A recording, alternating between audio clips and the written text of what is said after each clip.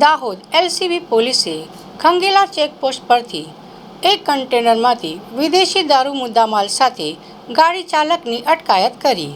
Dahod LCB પોલીસને મળેલ બાતમીના આધારે પોલીસે દાહોદ નજીક આવેલ ખંગેલા ચેકપોસ્ટ પર નાકાબંધી કરી આવતા જતા તમામ નાના મોટા વાહનોની તલાશી હાથ ધરતા હતા. તે સમયે ત્યાંથી બાતમીમાં દર્શાવેલ એક કન્ટેનર ગાડી પસાર થઈ હતી.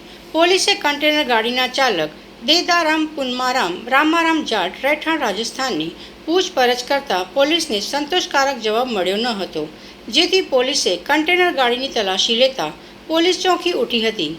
ગાડીમાંથી પોલીસે વિદેશી દારૂ તથા બિયરની બોટલો નંગ 48,972 કિંમત ₹1,29,06,600ના પ્રોહિબિશન જથ્થા સાથે ગાડીની કિંમત મળી પોલીસે કુલ ₹1,54,11,600ના મુદ્દામાલ સાથે ઉપરોક્ત ઝડપાયેલ ઈસમની પોલીસે પૂછપરછ કરતા આ પ્રોહિબિશન જથ્થાની હેરાફેરીમાં રતનારામ જાટ, અનિલ પાંડે અને પ્રોહિબિશન જથ્થો ભરી આપનાર ઈસમોની મદદથી આ પ્રોહિબિશન જથ્થાની હેરાફેરી કરતો હોવાની કબૂલાત કરતા આ સંબંધે દાહોદ એલસીબી પોલીસે કતવારા પોલીસ મથકે ફરિયાદ નોંધાવતા પોલીસે પ્રોહિબિશનનો ગુનો નોંધી આગળની કાયદેસરની કાર્યવાહી હાથ ધરી છે.